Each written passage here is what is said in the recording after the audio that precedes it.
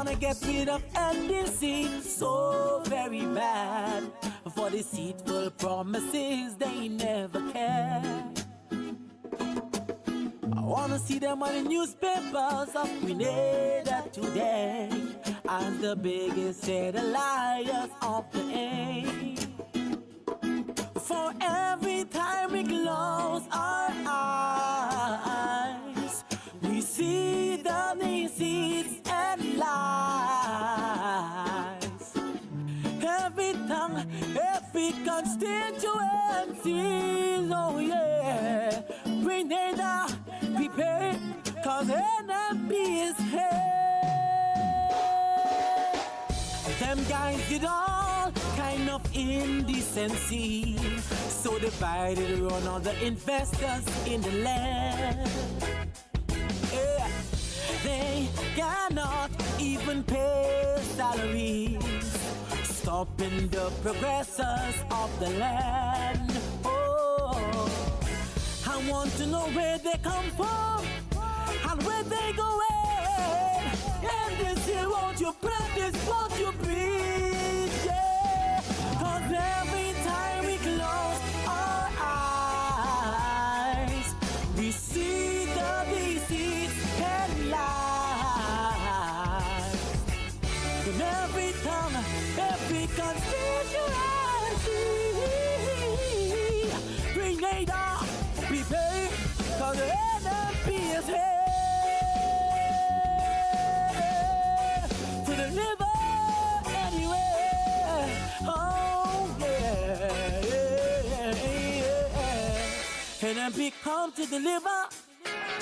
Oh yeah, rescue me, rescue me. Enemy come to rescue me. Till he come but the hand empty. Not him come just lying for it. And we don't want no shaky party to come and dictate for it. Since they come is like a cow belly all over the whole country. Quality study in gas station all over the whole island. And then become and rescue we, deliver we don't want no NDC. And we don't want no NDC to corrupt the whole country. Them don't want no education. All they bring is separation. Where the $400 you promise all people? For every time we close our eyes, we see the disease and lies.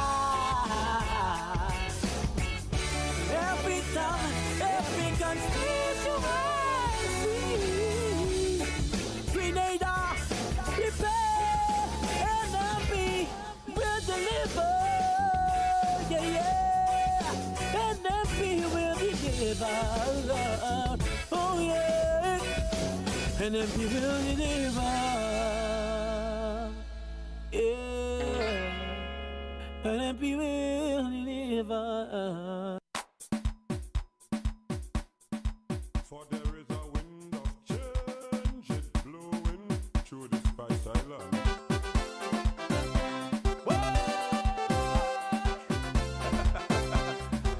Listen to the people, Mr. PM. Don't play with the Canadian people, cause the wind is turning around. That's all. Like all you did, only plan how to win. And after that, all you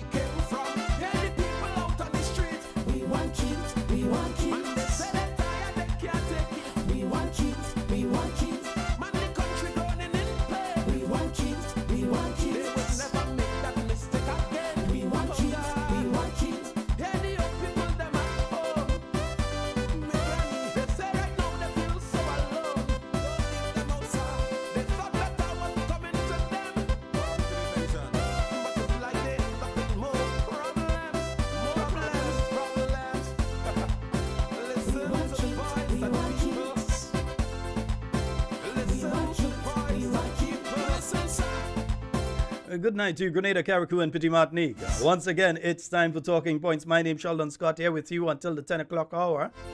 It's now 6 minutes after the hour of 8 o'clock on the Spice Isle of Grenada. Wherever you are, whatever you're doing, make sure you like and share. Tell a friend to tell a friend to tell a friend. Talking Points is on. We will have a guest joining us in about half hour time. Yeah, about 8:30 or so. Yes, we'll be having the General Secretary of the new National Party, the Honorable Roland Bhola.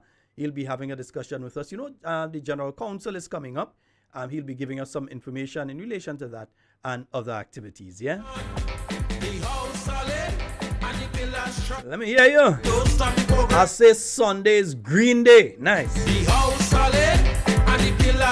We wearing, we green and we grinning, yeah? We moving on. The house solid and the pillar strong. Don't stop the progress. Take a good look around. Good night to all of you joining us via the YouTube. Good night to all of you joining us via the Facebook. My WhatsApp friends, those of you that WhatsApp into the studio, we say special good night to each and every one of you.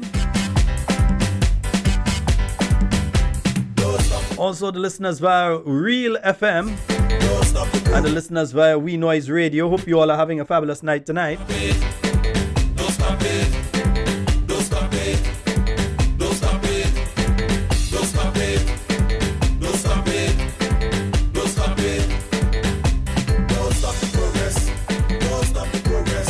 Don't stop the progress. Don't stop the progress. Don't stop it. Don't stop it. Don't stop it. Don't stop it. Yeah, so remember it's taking place on Sunday, yeah? That's the General Council of the new National Party. I hope you all have been organizing your transportation. Just say whether by bus, by car, by van, by train. Yeah, you have to take a train to take the plane. Trains, planes, and automobiles, yeah. Progress. Don't stop the progress. Don't stop it. Don't stop it. Don't stop it. Don't stop it. Don't stop it. Don't stop it. Yeah, one of our machines decided giving problems tonight. What's the matter with you? Yeah, every other night now I realize you want to play, giving some problems, you know. Yeah, I know I'll do it here. Nice, yeah. Don't stop it. Don't stop it. Don't stop it. Don't stop it.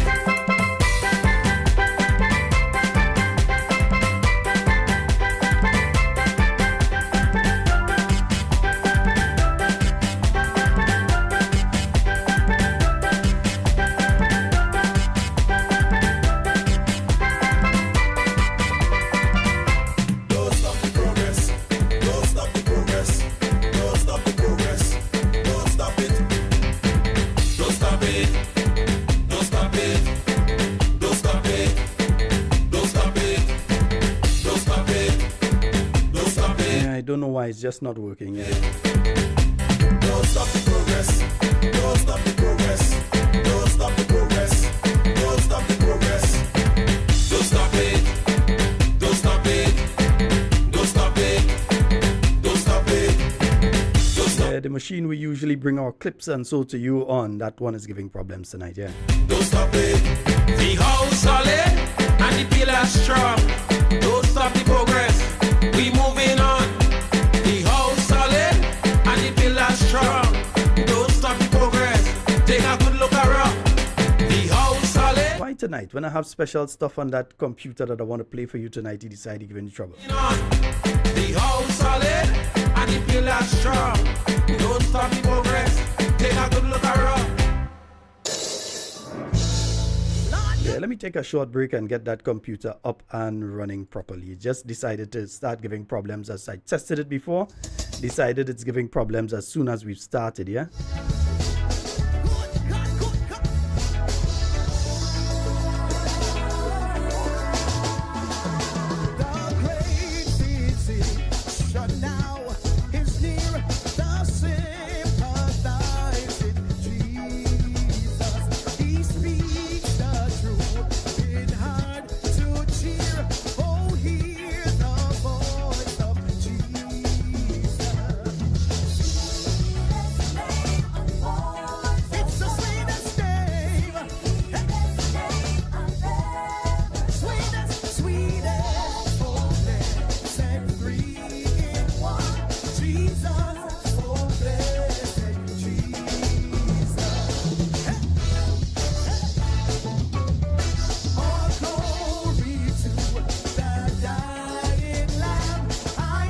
Yeah, sometimes you have to fix it yourself. I think we may have gotten that sorted out. Let me just run a test now.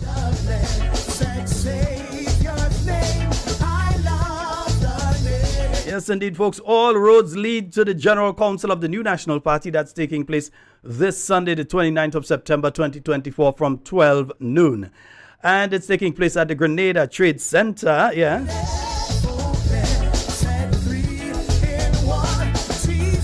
Get in contact with your constituency representatives. Yeah, the constituency leads, get in contact with them. They'll give you more information. Gotta get on the bus, yeah? Whether it's bus, car, truck, wherever we coming down, yeah?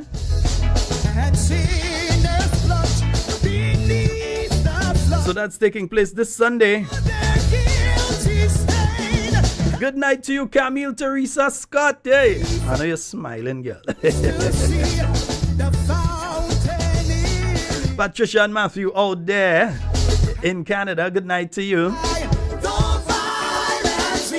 Fat Man George, you stop message me, bro. Yeah. What's going on? SD Springs people, good night to you.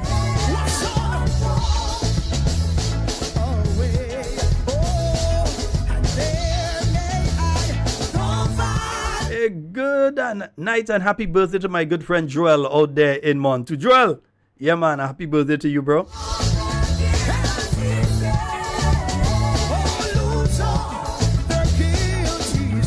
I know we lost one of our nightly listeners last night suddenly up there in St. John. Oh boy.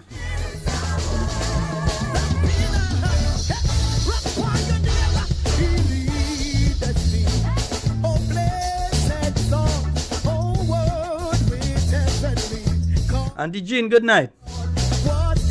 Cleopatra, good night.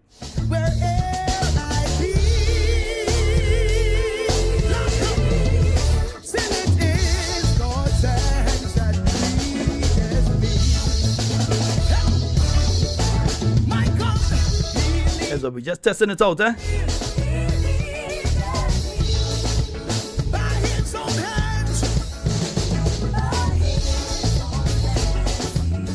To look at meeting, we have some people start to get jittery, they start to call radio, they start to, I understand why they started to get frightened so far. To look at rally, we have to look at meeting, we don't even have a rally yet, you know.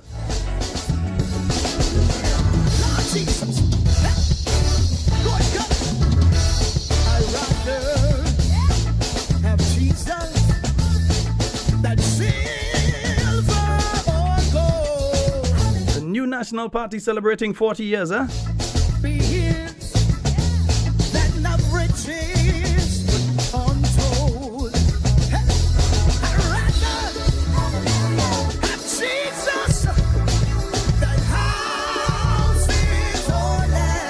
Before we bring in Brother Bhola, we enjoying ourselves. Nice here. Take a little exercise in the house, man. Come on.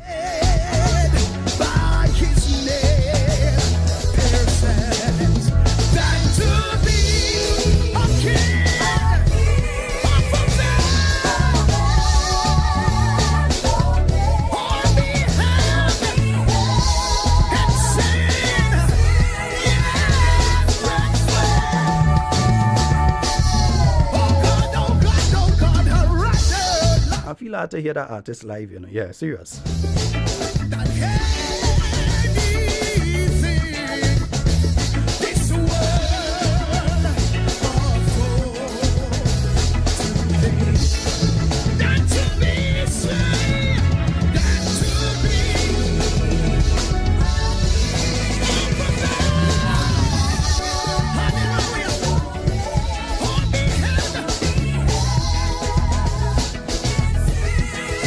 Jill Williams, where are you? Nurse Wendy and McGuire, I believe I've seen you there. Kathy Albert, good night to you. Kathy Pope, good night to you. Alston Pope, good night to you.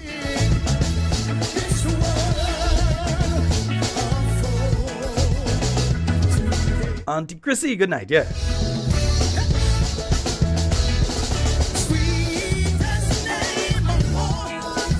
To look at meeting and then some people start to get worried, where they're cussing each other, saying who had to go and who had to get fired, all kind of thing. They go walk it out, Papa.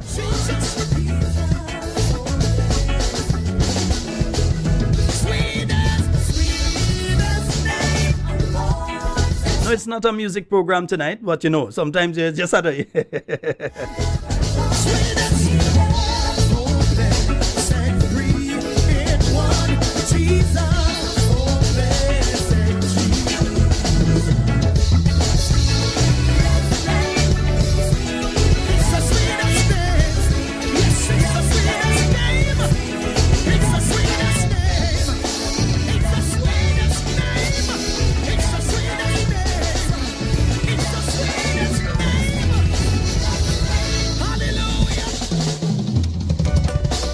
Come on, my way.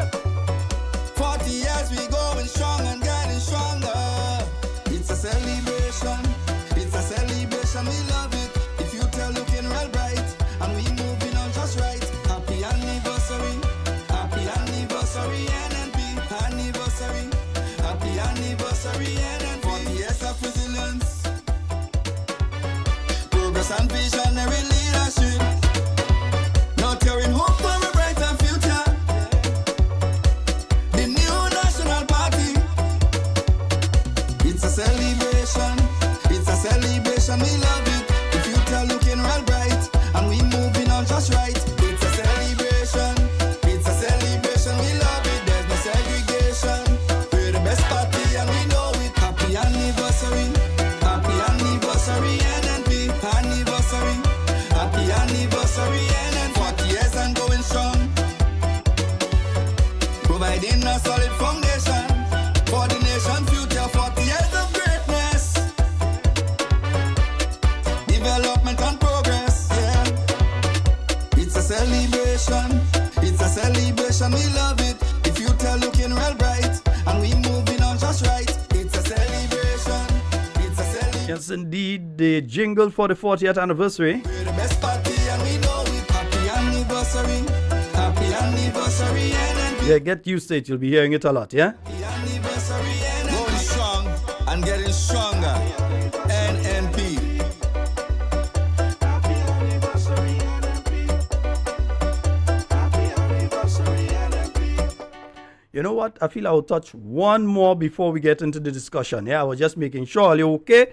I think we go touch one more before we get into the discussion tonight. Nice? Right, okay. Jason Joseph, Big J does say, I want to fall.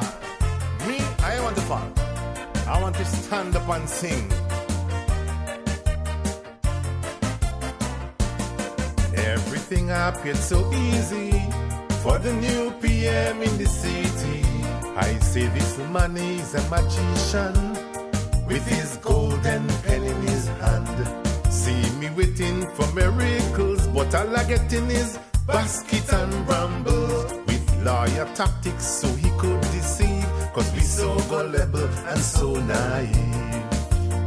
By the stroke of a pen, massive increase in salaries. They were broke, so no more money worry. By the stroke of a pen, a whole family on the breadline. A special need child, he was only 9. By the stroke of a pen, embezzlement in lotto, so you had to make Laco go. By the stroke of a pen, the bus flies in helicopter to see kayaks wet in rainwater. The pen never drink, the pen never smoke, but somehow that pen catch a stroke.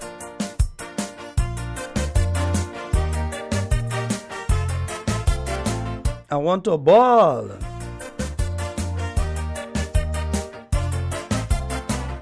I say this man can be serious, like he out to puppy show us. Running a country is no game. It's not about likes and fame. You promise sun, wind and rain. What or not, you won't promise again. And in the same breath, you're changing your mind. No paper to be signed. By the stroke of a pen, free money in GDP, but you must be in certain category. By the stroke of a pen, Chinese houses were snatched away. 70,000 they cannot pay. By the stroke of a pen, we planting only black pepper, forget coconut, nutmeg and banana. By the stroke of a pen, make me an ambassador to Dubai, China or Russia. What happened to the damn pen? I don't know. Maybe the ink just stopped flow. Yeah, that's enough of that. You'll get the rest another night. Yeah, I just tested it out there. All right, folks. So we're going to be joined in a short while by the General Secretary of the New National Party. But there are several things I wanted to mention before then. One of them is the situation with our healthcare system here in Grenada. I've been speaking to many people who have come down with, well, it's dengue, because they could tell you they've got all the symptoms or so. And you have had people who have confirmed cases of dengue and so on.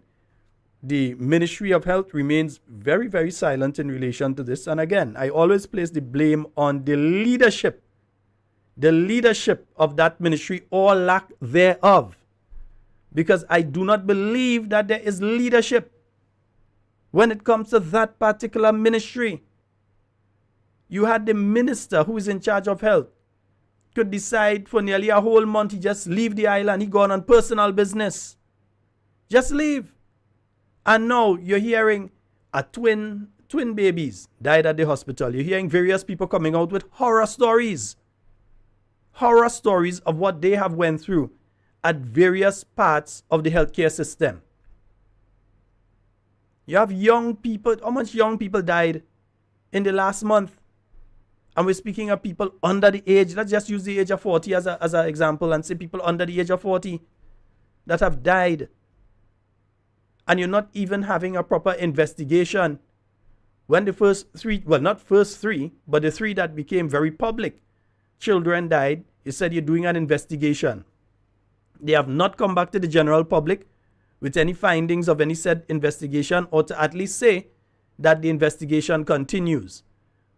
But when they came to you, the general public, and said that we are investigating the circumstances that surround the deaths, then they went on to say that our healthcare providers did everything that they were supposed to do in the instance of these deaths and so on. So you gave a conclusion to an investigation when announcing the investigation. So what you're investigating again? Because if your people did everything that they were supposed to do, then what are you really investigating? Because you've already come to the conclusion that you and your system is not at fault. And it goes on a daily basis now. You have families reaching out. I know, in fact, that family hasn't given me permission to talk, but it's a situation when they do give me the permission to be able to speak on it. But what one family member is going through in this healthcare system, yeah? When I want to speak about it, but I know they told me to no. We're telling you, but don't say anything in relation to it yet. But there are some horror stories. And again, if you have an army and your army is constantly losing, it is because the leadership has not properly trained and informed the staff of what the objective is, and they are not properly managing. Because you may have the best trained troops. If the best trained troops do not have the weaponry, do not have the food, do not have the supplies to go out there and fight the battle, they will lose. They can't do it on gumption alone. If there is not leadership at the various levels, which is why in the military you have leadership at various levels, from corporal to sergeant going up according to which military you're looking at, brigadier and general and all these sort of things, captain and lieutenant and all of that. They have different levels for different levels of leadership over different numbers of people. And if any level fails, the entire system can fail. And we are saying something is definitely wrong. Yes, okay, you want to build a new hospital, and we understand. Because you like the glory projects, as I like to call them, the glory projects. So yes, we're going to build 500 houses. We're waiting still. We're going to build 500 houses a year. We are going to build a new hospital. We're going to do this and we're going to do that. You like the glory projects. So you're looking to do that. But meanwhile, What happens to the average Grenadian when they get ill and have to go to the Princess Alice Hospital or they have to go to the General Hospital? You're hearing the stories. I know many of you who are listening tonight have been through it, so you can talk. Many of you are listening tonight, you have been through it. You're going to the emergency room and there's no doctor. You're going to blame the doctor? You going to blame the doctor for not being there, or you going to blame the system for not ensuring that there is a doctor or doctors on duty at that point in time? You can't blame the doctor. How are you going to blame a nurse when and I'm just using theoretical figures here. If a nurse is supposed to see after 10 patients, one nurse to 10 patients or one nurse to 20 patients, whatever it is, if that's the calculation, and you end up with a situation with one nurse having to see after 40, you definitely will not get the level of care for 40 that you would get if the nurse had to deal with just the 10 that they were supposed. In other words, they're doing the work of multiple people. They're doing the work that other nurses should have been there to be able to handle. So you're going to blame the nurses? Some of them even getting a chance to go home. When they're supposed to go home, they have to hold on because somebody's sick or somebody don't come or somebody just leave the system. So they're supposed to go home to their family and they can't go home, so they have to stay for extra time. And you're going to blame them? You're going to blame the doctors when they know they have to do surgery, and the doctors have said clearly that they're not going to be doing certain procedures, and so because they're not going to endanger the lives of average Grenadians, the doctors have said that, and they know what I'm saying is true. The doctors have informed them that there are certain procedures that they will not do because the equipment and or medications that are necessary are not there. You have a situation when it comes to the anesthesiologist. You know your tongue does stop. Anesthesiologist.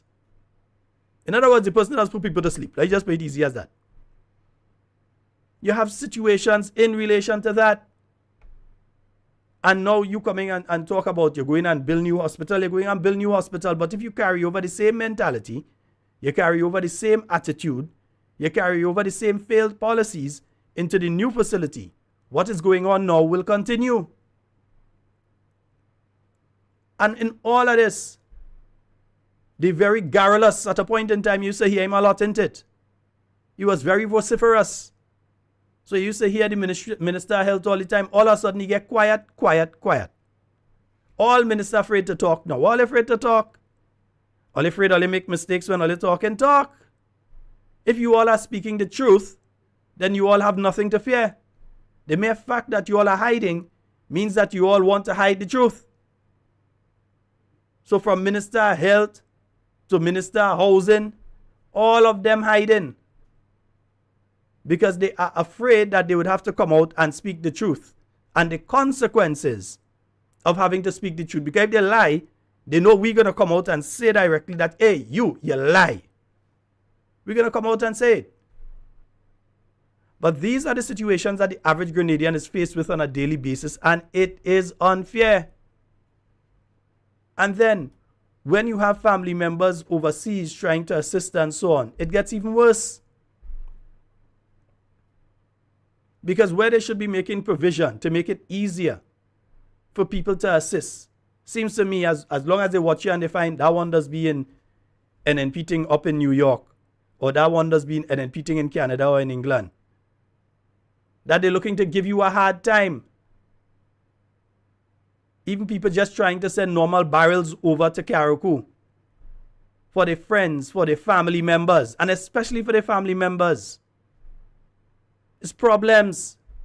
You're hearing about free barrel, and then when the barrel come, you realize you have to pay and all kind of thing. They're not even going to say, well, here is what? Let us remove. Yeah? Let us remove the duties that you charge for the length of time that the barrel is there. Because remember, you're dealing with people, the vehicle mash up. Some of the people, the vehicle total, the vehicle gone through. All sorts of things happen. So it is difficult for them sometimes to get transportation to go and pick up the barrel. You're charging them for that. And all they're saying about free barrel and thing for the people in Carriacou and who are affected by Hurricane Beryl, that's another story. That's not true. You have some people who benefiting from it, and you know with some people. And you have others who are being made to pay. So there's a lot of things that are going on right now that we cannot lose focus on. And there's one main one before I call the General Sec. There's one main one that I want to put out there. I've been receiving some very disturbing phone calls in relation to the operations of the various electoral offices around the island. I received a message from one individual who went to one particular electoral office to register within a constituency. That constituency just happens to have two. They went to one. They were told the system for registration is down. So they would have to go to the other office within that constituency. They went to the other office and that was down too. And in 2 or 3 other instances, I've also heard of situations where people are going out to get registered and you're hearing that, hey, these people, they're saying that all the system down. So I've been picking that up over the last couple days. That people are going to get themselves registered, to get their newly registered, their children who have turned 18, they're bringing them to get registered. And are being told that the system is not working. So we need to find out, one, what is taking place there. What is taking place? Because don't watch this so, you know. Because sometimes the system could not be working for some people, but it could be working for others. We don't know. So let us verify that in truth and in fact, the system is not working. I'm not accusing. Don't get me wrong. I'm not accusing the staff at the various electoral offices of any wrongdoing. I'm not accusing them in any way, form, or format.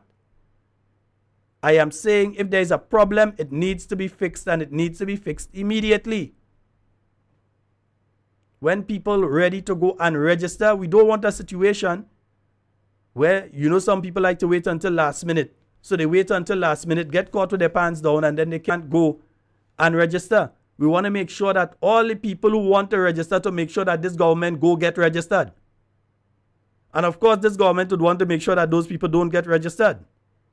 So we need to know from the electoral office, what is the present situation?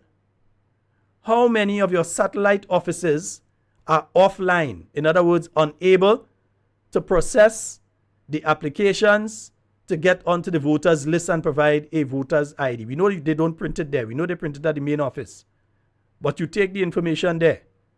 So we would like to know how many of these offices are offline and unable to carry out the duty for which they have been put in place.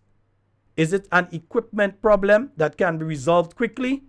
We know that there is a software problem, and just before the change in supervisor of election, we know that there were serious discussions in relation to a new software because the existing software for our electoral system is outdated.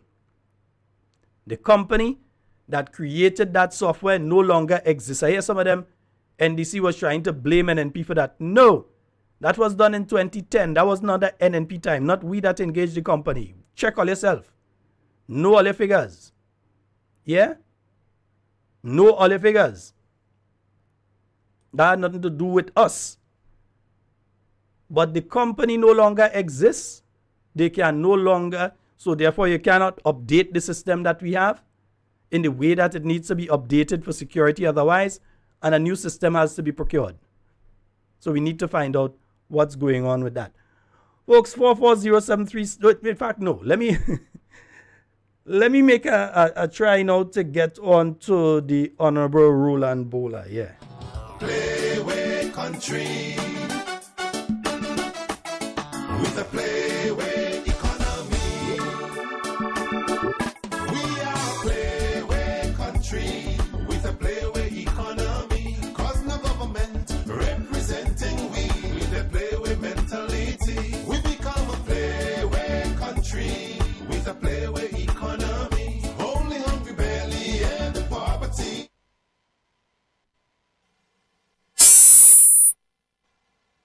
Yeah, I think I did wrong. Hello, good night. Yeah, man, I heard that you. So, Brother Bhola, while I trying to call you one way, you call me on the next way, man. Yeah, man. I get to you before you get to me. Are they waiting on you? How are you doing, sir? Good for now. Ah. Very, very well, in fact, I must say, compared to how some other people are doing. I consider myself doing very well. Well, I had in my green clothes for Sunday, you know. Yeah. Yeah, I had in my green clothes for Sunday already. I take it, I put it out. I say when I get home, I go iron my clothes. I want it iron and put away nice and, for Sunday. All right.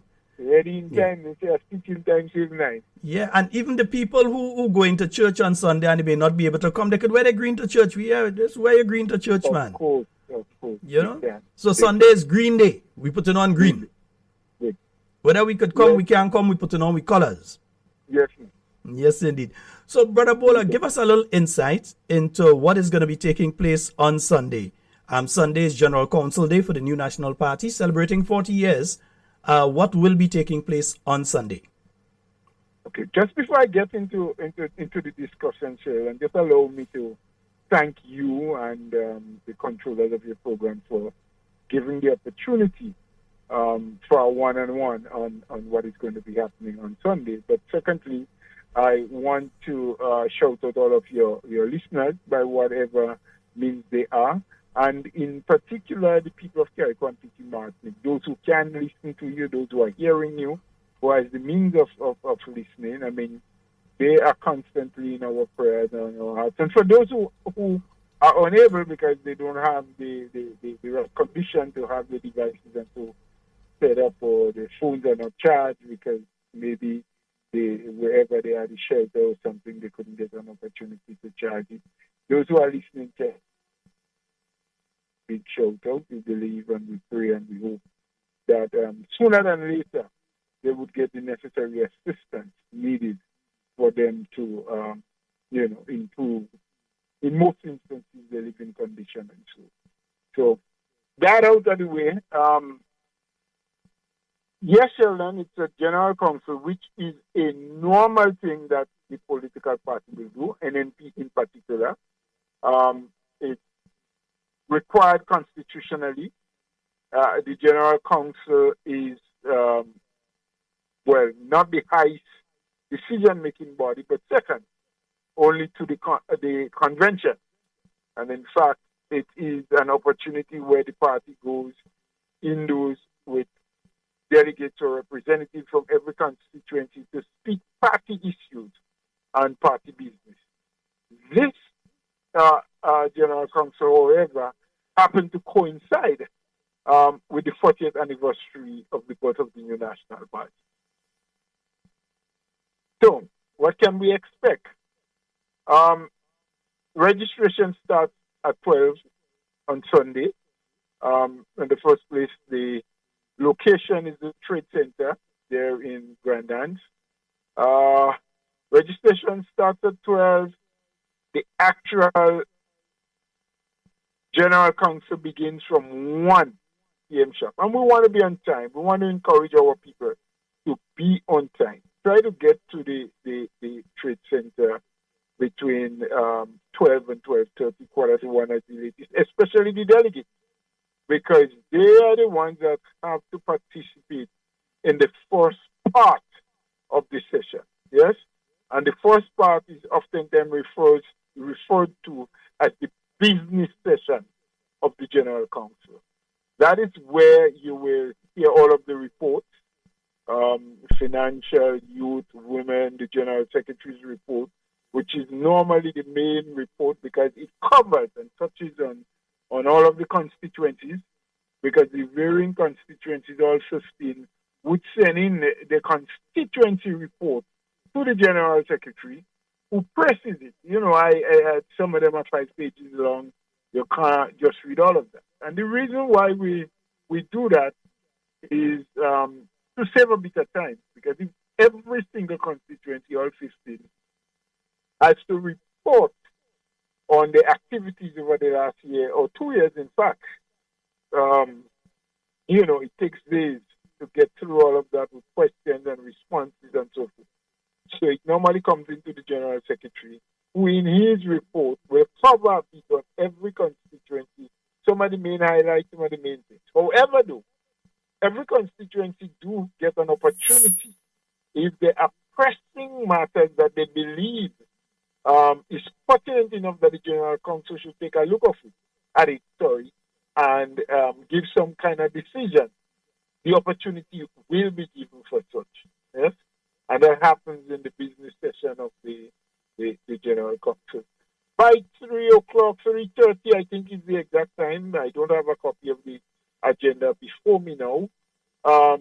We will have a break, hopeful that we can conclude all of the business activities of the party by then. And we normally come back after that, at 15, 20 minutes break, and we will hear some speeches being delivered on different things, the economy, what's happening, the plans of the party moving forward, and so the political leader speech. And that is the afternoon session, which then is open to the public, so you will have a lot of the observers there by then. But sometimes the observers do come during the business session. They don't participate in the discussion because every constituency will choose, and the constitution of the party prescribes how you come about with the mix for representation per constituency. In Article 5, for those who have a copy of the Constitution, they go in the party from the village group, youth group, women group, welfare group, what have you. It speaks there to that in Article 5 of the Constitution, and it tells you how you constitute the representation for constituency, what numbers the women group would have, and the youth and everybody to be delegates that participate in the discussion of the General Council. So by and large, there's not going to be a lot of change to the business sector. However, in the afternoon, we will have the history of the party. 40 years is a long time. 40 years of existence upon this earth is a long time. And so there are a lot of people who are 30 years and 35 years and 39 years old, but has not been there when the party was formed. And they may well be members of the party, and many of them would like to know what happened, when did it happen, and what transpired from then to now. So that, in the afternoon session, is something that would happen. The history of the party will be read out, and people will have an opportunity to hear how, when, and why the new National Party was started. So people will be getting a little bit of the history of the party and also what is taking place now. I think a lot of folks want to hear what the party will be doing. What are some of the other activities that the party will be having going forward? We realize some people start to get jittery. So we just want to be sure on some of the other activities that will be taking place going forward. Yes, they would hear some of that. As a matter of fact, there was a plan, because you had the 40th anniversary committee. There was some disturbance to that plan as a result of the passage of Hurricane Beryl. I don't know if you recall, one of the things, and I just want to mention one, was the fundraising bingo that had to be cancelled. And I think it's coming up sometime soon. I can't remember the exact date, but was it the 7th of October or sometime? Let me not say a date because I don't remember exactly. I'm not a member of the committee, and that is no excuse for not knowing, but they had rescheduled that. 2 Sundays ago, Sheldon, if you remember, there was a wonderful turnout and big celebration in Guelph, St. John's, of the women, and that too coincided. It was a part of what the 40th anniversary committee had planned for women. I know there is supposed to be some youth symposium and other things. So a lot of activities that probably should have taken place already had been pushed back because of the passage of the hurricane. So you have put a kind of dent in the whole list of activities. Some may have to be cancelled until a later time, probably into 2025. But some of the major ones, they will still continue towards the end of the year. And, of course, all of that will be announced during the period when they're doing the history of the party. So we're going to be getting quite a bit of information, and we're going to be hearing some of the other activities taking us to the end of 2024 and probably some in 2025 too. Just maybe some. How have things been going thus far in organization for the General Council? I realize mobilization to the various activities thus far has been very good. What is taking place as we get ready for Sunday? Well, that too, up until this afternoon, in my communication with all of the other people that are participating in helping mobilize and organize, I've been given the green light on a number of things. So, for example, our venue is secured.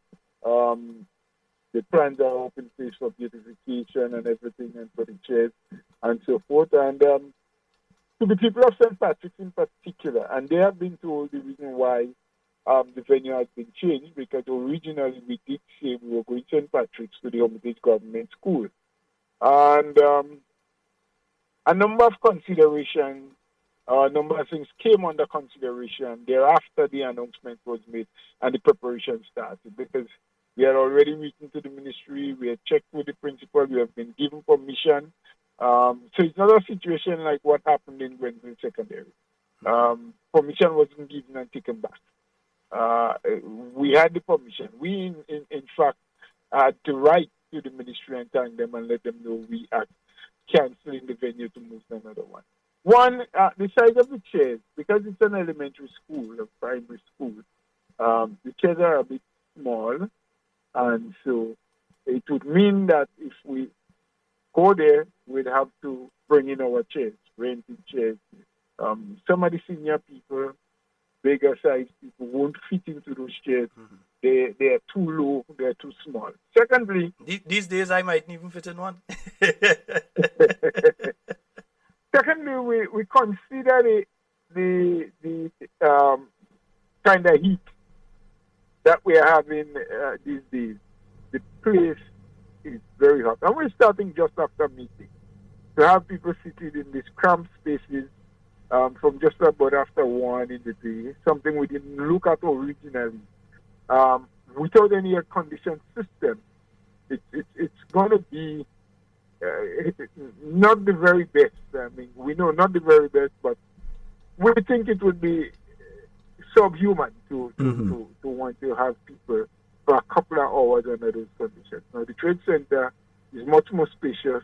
There's a conditioned system in there, and so the chairs are much larger. And so we had to review and take that decision. We have already spoken to the people at St. Patrick's and saying, well, we're not coming your way again, and they understood why.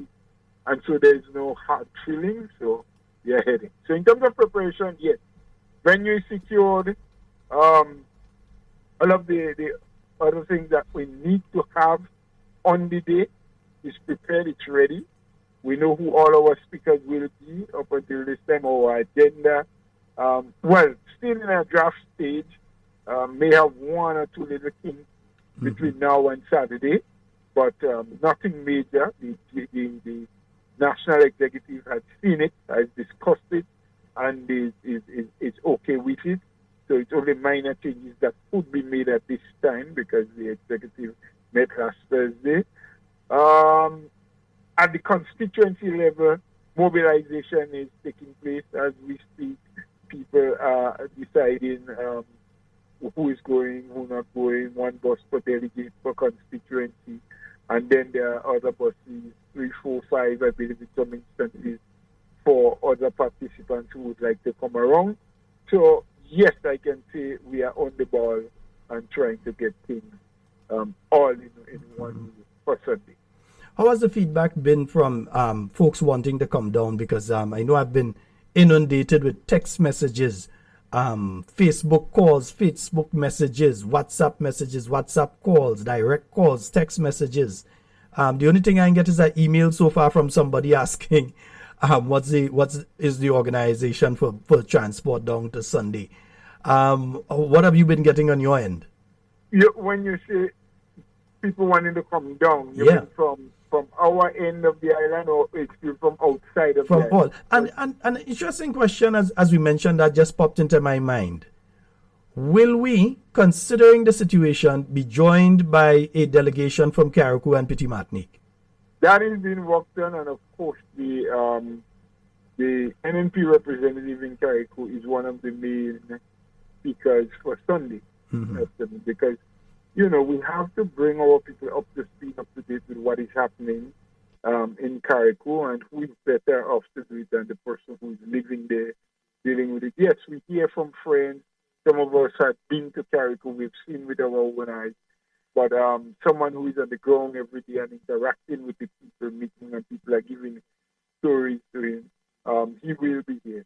And I know efforts are being made to link up Carriacou, because outside of we going live, during COVID, remember how we met and did a lot of things. We had people socially distant in a large area with a screen up, and they were able to participate.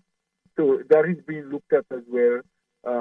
Finding a suitable place at this time is not the easiest thing in Carriacou with the kind of destruction that there is here. But efforts are being made, and once we can do that and we can have the link set up, that would happen for the people of Carriacou and Petit Martinique. Yes, indeed. And folks, we're speaking to the General Secretary of the New National Party, the Honorable Mr. Roland Bhola. My good friend, man. Good friend all the time. You know that can't do. From the start to now. Friends for life, as we say. Yes, man. Ready. Honorable Bhola, outside of the General Council, there's a question I wanted to ask you as a former Minister of Agriculture. Some of what I've been seeing, the data coming out of government right now in relation to agriculture is indeed worrying, because for last year we didn't see an increase. We saw a decline in agricultural output, especially due to the dry season. That dry spell that we had towards the end of the year, it affected farmers in a serious way. Again, we're having dry spells right now. And we know what happened at the beginning of this year was totally dry. And when it comes to Carriacou and Petit Martinique, well, forget agriculture there at this point in time. What are your views on what is taking place in agriculture right now in specific? And what is your suggestion? What can be done? I know people that say, don't give them ideas. But one of your suggestions in what can be done, because we're in a bad way and it's only getting worse. You can't find green fig, you can't find plantain. Right now, you can't find rice. So the only thing remaining is noodles. You cannot get rice, you cannot get green fig and plantain and so on, and blogger. You can't find that. Forget that. Yeah. When you get it, it's like gold. What are some of your suggestions? Well, yes, and just starting with the scarcity that exists right now, we know, and we always fear on this program or any NNP program. We know part of the reason for the scarcity, not the only reason, but part of it is the passage of Hurricane Barry that has done some damage to farmers' crops, especially bearing trees. For some reason, most of the bearing trees had been fallen, and that included some of the provision, the bananas, plantains, what have you.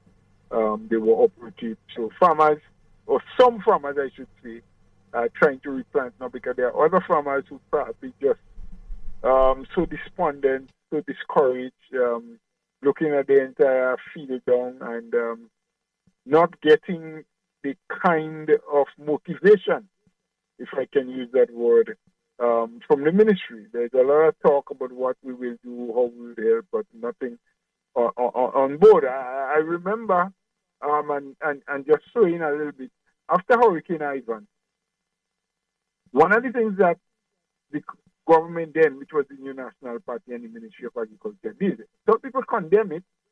They said we were running a social program. But you were in a period when everything was down. Farmers were hungry, the family was unable to live. The government then put a program on where they paid the farmer and they allowed him to employ his family. And in cases where his family wasn't employed with him or couldn't be, or he didn't have available family members, other members of the community was employed, and government paid them to work their land, clean it up, junk up the tree, and we encourage them to plant in the meantime short-term things like vegetables, pumpkin, callaloo, the dashin, the tanyas, the same bananas and plantain and so, because at that time the nursery up at Maribo and Acton and those places were also in the cleanup phase and preparing to germinate plants for farmers to get. You didn't have plants available. So clean up, but don't leave the land there. Plant something in the short term, we can get food because we needed food. Now, this new government doesn't have to follow what we did, but I've heard of no drive to encourage people or assist people to put food, everyday things. Almost every kind of a vegetable you could think about is test on the market. Be it cabbage, be it local carrot, be it lettuce. It's scarce. I was in the supermarket just yesterday, and all I saw were a couple of bags of imported lettuce. And and you're saying imported lettuce? Imported lettuce. In Grenada? Lettuce and another one. Yes. With No local. And I know it's difficult for the farmers to decide that. You spoke about bananas. I was shocked, first and foremost, when I've gotten 3 different stories over the last weeks, and it keeps getting from bad to worse every time I hear it. First, one lady from St. George said to me, she said, look, I normally buy provision and so from a vendor who is from St. David in the market, because that person lives in St. George. Yeah, but that vendor in particular said me, look, this thing is hard to get now, so she has no provision, nothing. You say, I then asked her, would you be able to buy some for me from one of your friends who is vending? He said, well, there are 1 or 2 of them that come with a little plant, a little banana every now and again. But to get a bit of plant, banana, you have to buy other things that they're selling. So you can't just come and say, I want $20 worth of banana or not. You have to buy other things that vendor is selling. 1 week after that, another person said to me, the situation gets so bad, they're selling banana $1 for grain now in the market. I say, $1 for grain. So if you have a family, a husband and a wife, and 4 children, 3 children, how much dollars you spending?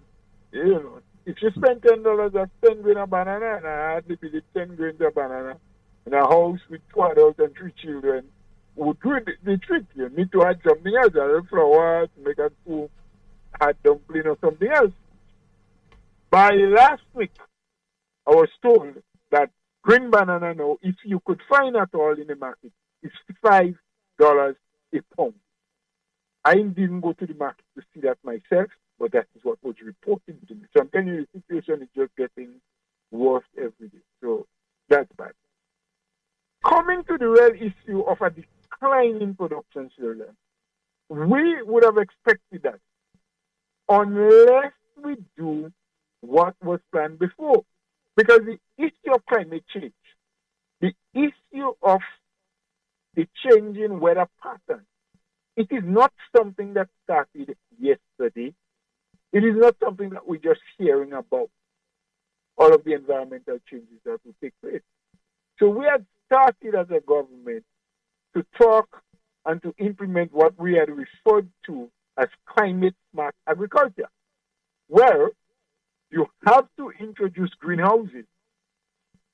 You have to bring in equipment for irrigation. And don't forget, we brought in container loads of pipes and pumps and so that farmers could get them a concessionary rate, cash if they have, or on credit, which they would pay over time. Right?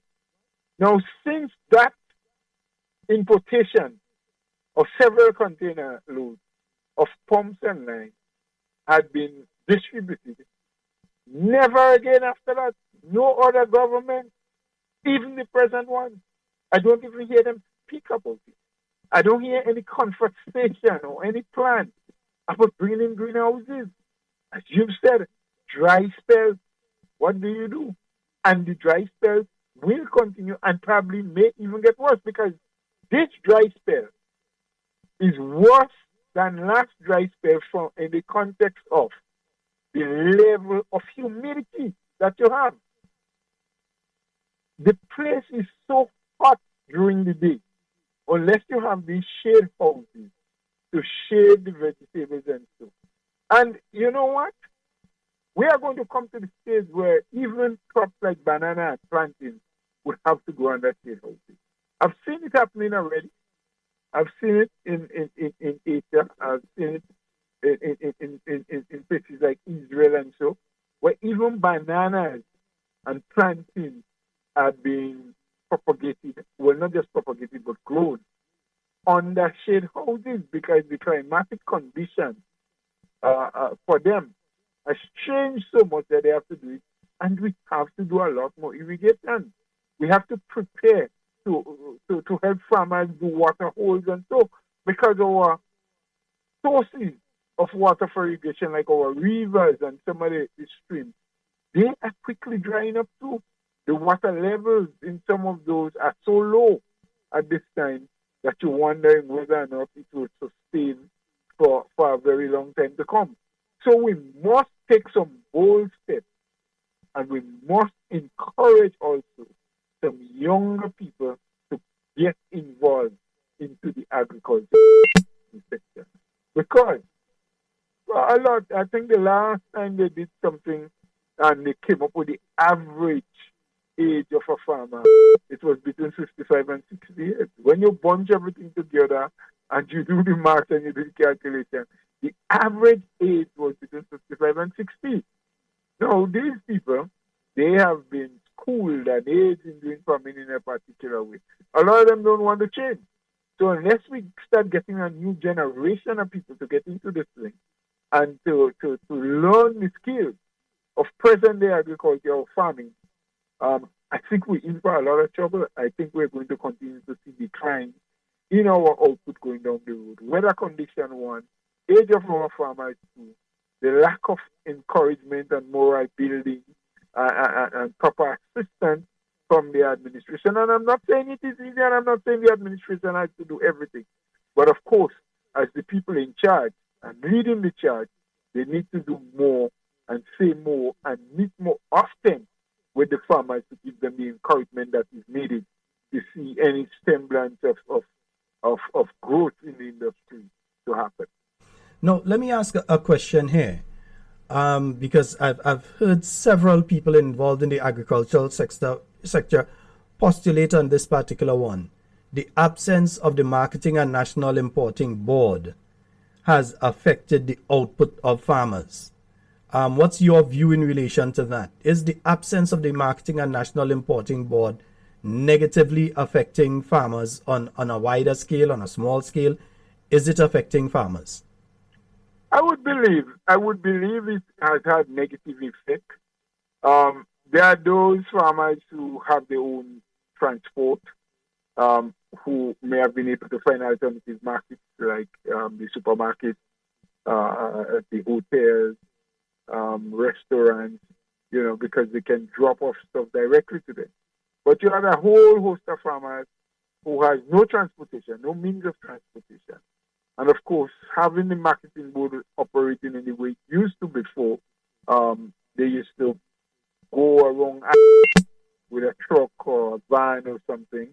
The farmers in a particular locality would know what days and the approximate time they come in. They would harvest their crops, and you'd have these trucks and so forth, marketing board come, pick up their stuff, wait, give them a receipt, and probably the next week when they return, they would bring them the check. So it was one easy way for the farmers to get rid of the produce.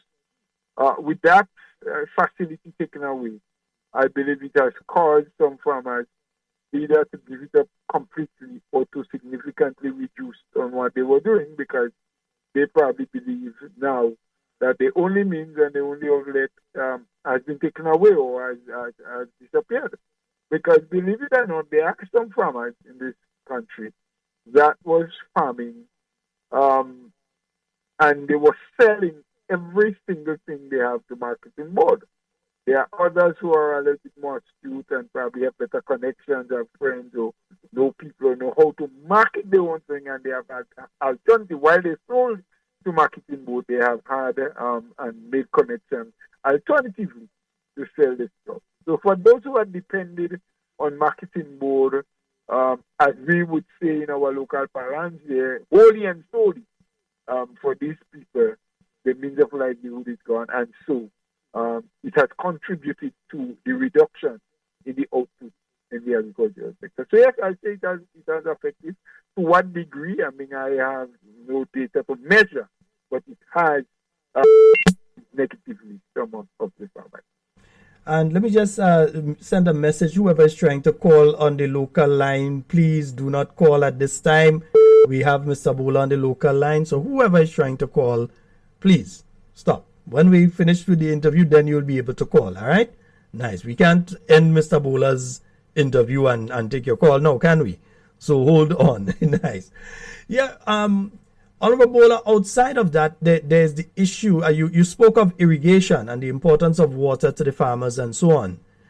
Outside of that, it seems as though we're heading back into a similar situation as existed earlier this year when it came to our water supply. With some areas, 2-3 weeks, you had to wait. When water come back, you had to let the pipes clean first before you could use it because it took so long to come back, and it's turbid when it comes through and so on.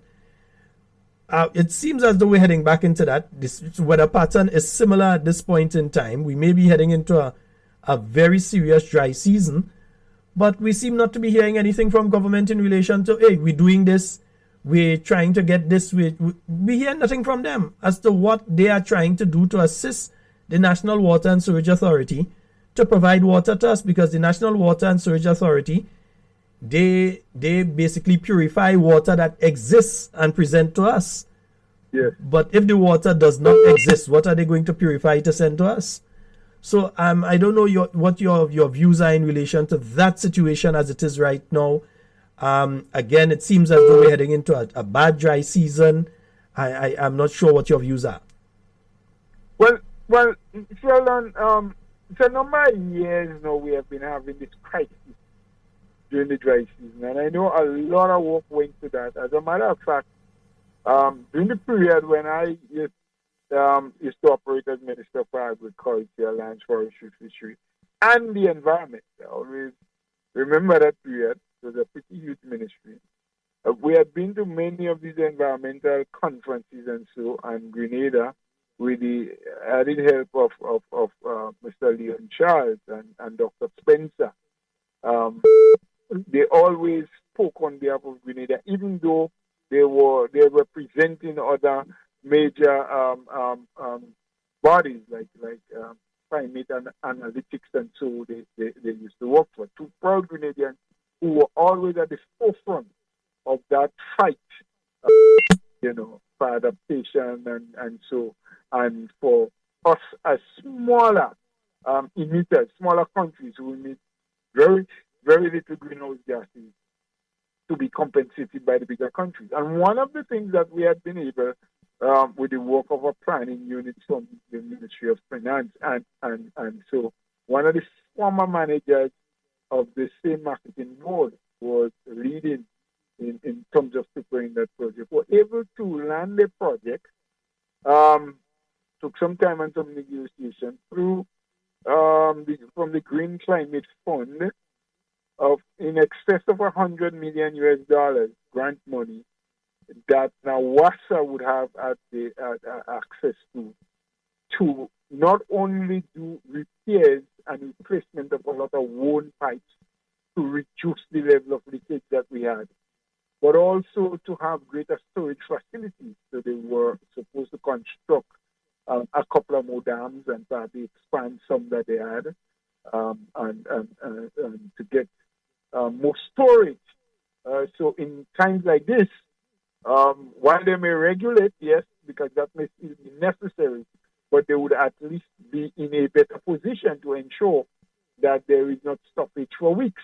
Maybe alternately you don't have today, but you get tomorrow because we have sufficient storage facility.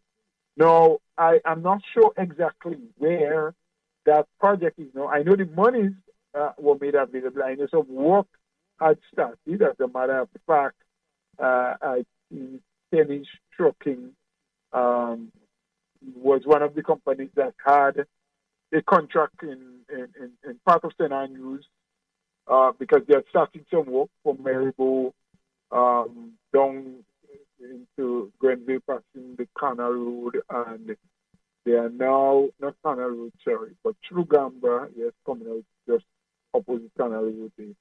And they are up into Paradise area, getting closer up to Progress Park now in terms of a range of new pipes. In terms of the construction and repair of dams and so, I have not heard much. So, while it is necessary to lay new pipes, as I say, so you can, excuse me, reduce some of the leakages and so on. I think at the same time, the monies are available, and I know the monies were coming in, or is all in by now. You should have started some other storage facilities, like some dams, wherever the plans were to build them, because you would want to capture and collect water during the period when the rain is falling and the water is a bit heavier. So you can have more storage for when times like now, when the supply is beginning to diminish. So maybe we need to find out, or we need for NAWASA or the Ministry of Infrastructure to inform the nation on what is happening, where it is happening, because a lot of monies were available through that fund, the Green Climate Fund, over 100 million. I can't put the exact amount, but I know it was over 100 million US dollars. Indeed. And folks, again, speaking here with General Secretary of the New National Party, former Minister of Agriculture, also former Minister of Sport. Yeah, former Minister of Sport as well. Yes, and community development Community and development. So cooperatives, you know. I've had the good fortune to serve in different capacities. I want to ask you about an issue that I raised a little earlier.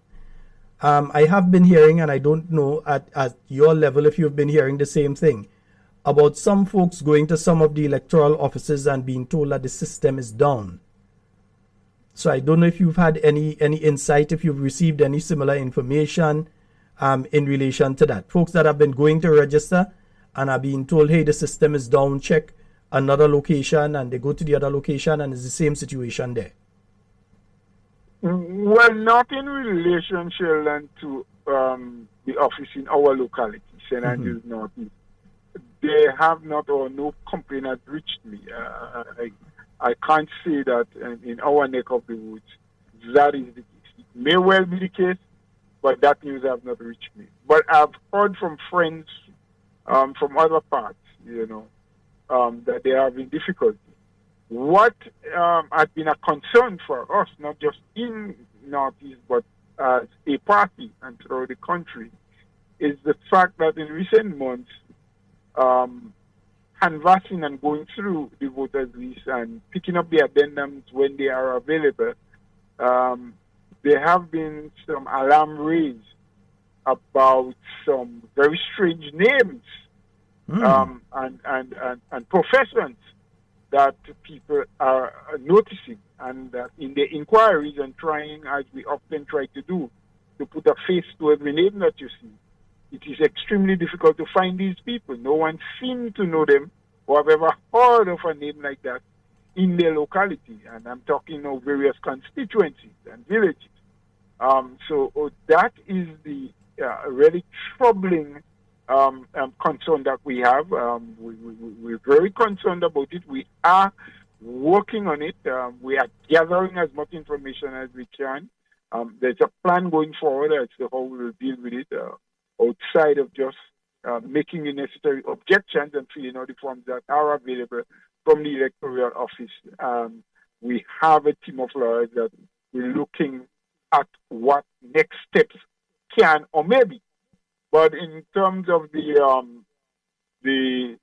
equipment, not all, one or two people mentioned in conversation, but in our side up here, I have not heard. In the St. Andrews area, as a matter of fact, I haven't heard any complaints. All right. And outside of that, We've been hearing that there is a move to change various aspects of the electoral system. Has the new National Party been engaged in that process? What is the direction that the electoral office is aiming at? We know that the existing system is now outdated, cannot be updated. It is basically obsolete. And that's the registration system. I think we need to make that clear. We're speaking here of the Yes. registration system is obsolete and outdated. Has the party been informed of the direction that the electoral office is seeking to head to change over the system? Yes. The electoral office had reached out to the new National Party on more than one occasion. As a matter of fact, normally, if they're going to be updating the public, they would send an invite directly to the party. And we have our chosen representatives who have been going to those meetings over time. And I was privy to be at one of the meetings because one of our chosen representatives was out of state during the time the supervisor of election just before this new one. And that was held at the National Football Stadium. And at that, they did give an update and proper or some fairly well understood explanation as to why they started to look into the purchase of a new system. And when we say system now, we're talking about the machines, all of the equipment that is being used for registration and storage of the data. Yes? So they was explaining, and they gave the rationale why, as you correctly said, that the present one is obsolete, so that they are trying to keep it running. The necessary replacement parts are not available, are not manufactured anymore. This was the rationale given. And up to recently, about a week ago, I think it was last Thursday, if I'm not mistaken, there was another meeting. The present supervisor did, and so our representative went to that meeting and came back and reported to the executive a pretty similar story. Yes, there are some little concerns. We are not, and I can say that as a party, we are not anti, we are not against getting a proper or new or up-to-date system. What we were a bit worried about, and we need to seek more information on it, is that apparently they are considering, let me use that word, considering running parallel system, getting a new system, setting it up, but have it running parallel to the old one. And we are not very clear as to when the switch will be made, when you will be removing all of the data from this obsolete system that you have into the new one. The question is, if you are running parallel system, you're keeping the obsolete one going still, for how long we don't know, and you're setting up a new one, if you do purchase that, and you start registration on the new one. If the government decides that they're going to call an election any day, would you combine both the names you have registered on the new system with that of the old one? Would it be just the old one? So there are still some unanswered questions. So we're still a little bit concerned about that. Not too concerned about getting a new system because, as you know, the way in which technology operates these days, 10, 12 years is the lifespan, probably less in some instances, of most of the equipment that they produce for you. After such time, you have to upgrade, you have to get new things, and so we fully well understand that, but we have to get greater clarity as to how exactly you're going to run it. When you bring it in, if you do purchase it, are you going to now immediately transfer all of that data? So all of those of us who have been registered before and are on the old system that is now obsolete, we automatically go on to the new one, so there's a transfer, or do you go into a totally new registration period? Do you say to everybody, well, now we have a new system, so all of you who were registered before, you have to register again. You have to come and re-register, as they would call it. I'm not saying that is what would happen. We just don't know. So these are the questions that still has been left unanswered. And our representative at the meeting said they did ask, they did express, but the answers weren't forthcoming as yet, because even the electoral office is not sure of how and what they will do as yet. Mm-hmm. And indeed, folks, we're speaking here to the General Secretary of the new National Party. I already keep him longer than I tell him what I keep him. But I know he liked the thing. Brother Bhola, any final words at this point in time to the members of the new National Party out there who, like me now, take out the green and they're getting ready for Sunday? Some of them say they were in the green Saturday and then they were in the next set on Sunday. And they have one for when they're going to church on Saturday or Sunday. Well, for those who have all of the green, just wait proudly. Wear your green proudly.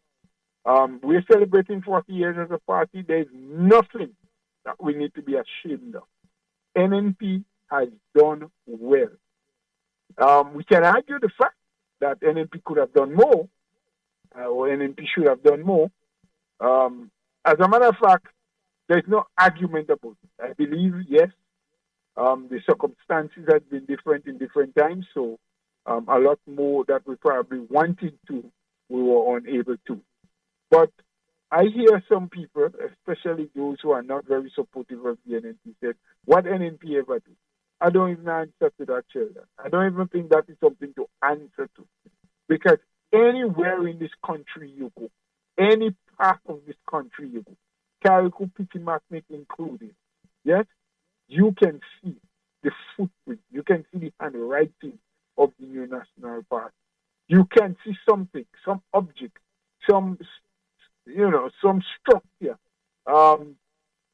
human resource, wherever you turn, in sports, in agriculture, in any department you want to look, you can see some sort of advancement that was made as a result of the last 40 years of the NNP leadership of this country. Well, I mean, we weren't in government for all of the 40 years, but spanning the life of NNP, you can see that.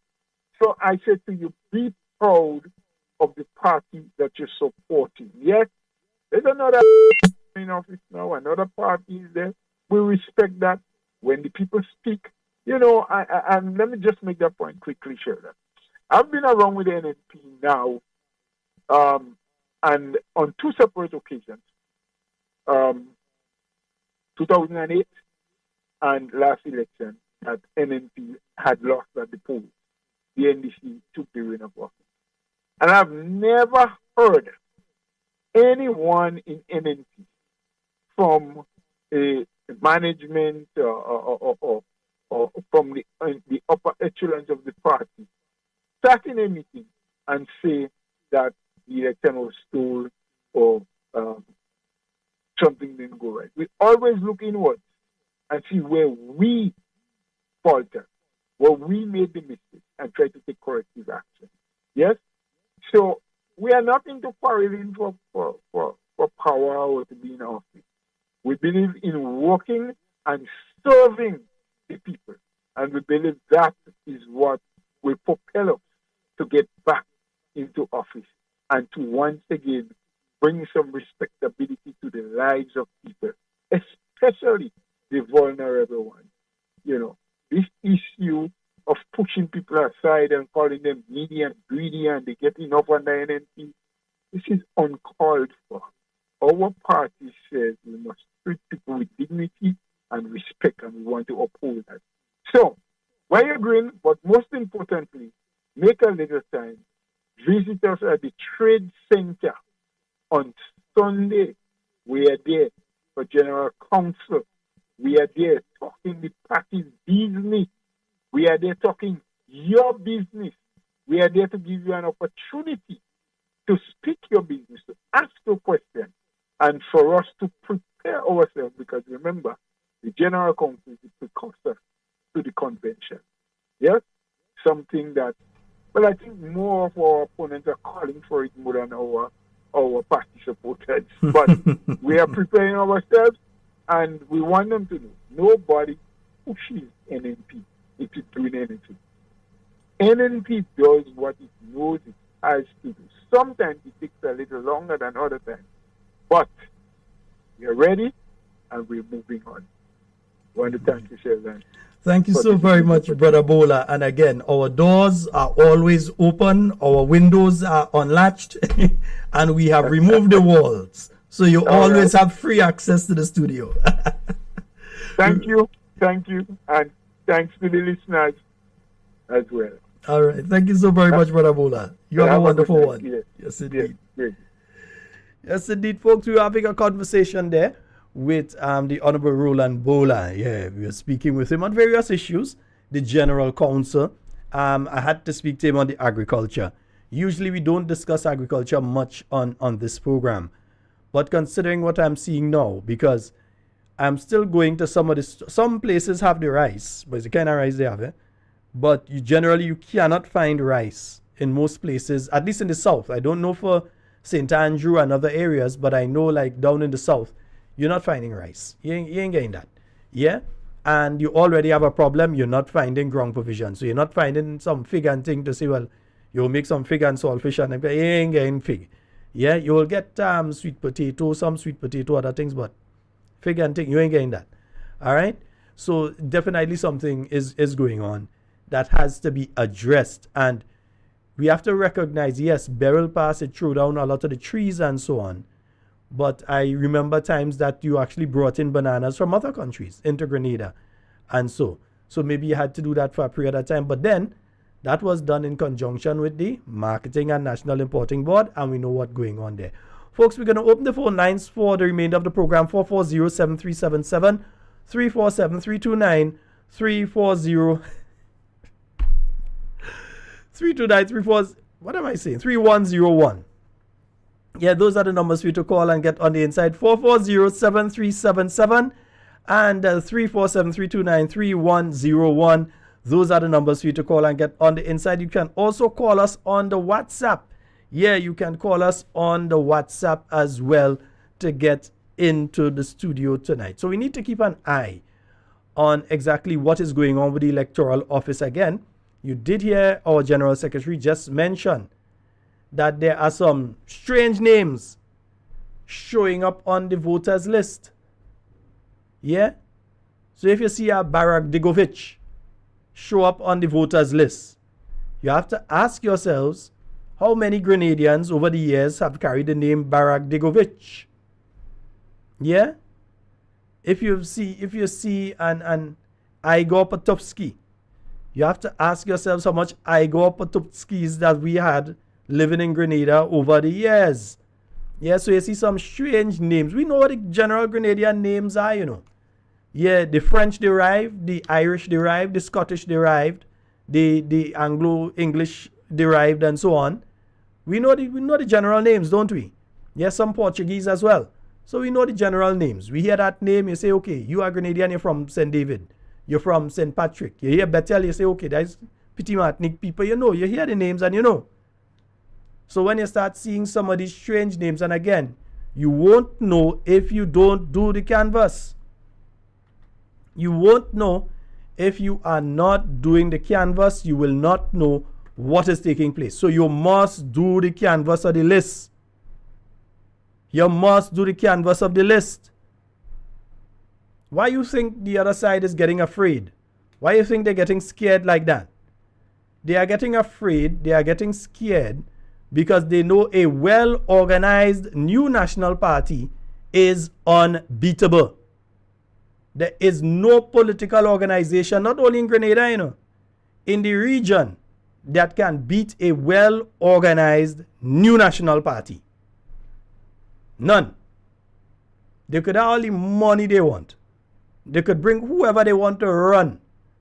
But once the new national party is organized, there is no beating it. And our General Secretary has been doing an excellent job. We ain't doing like other talk show hosts and saying, some of them not say, fire the General Secretary.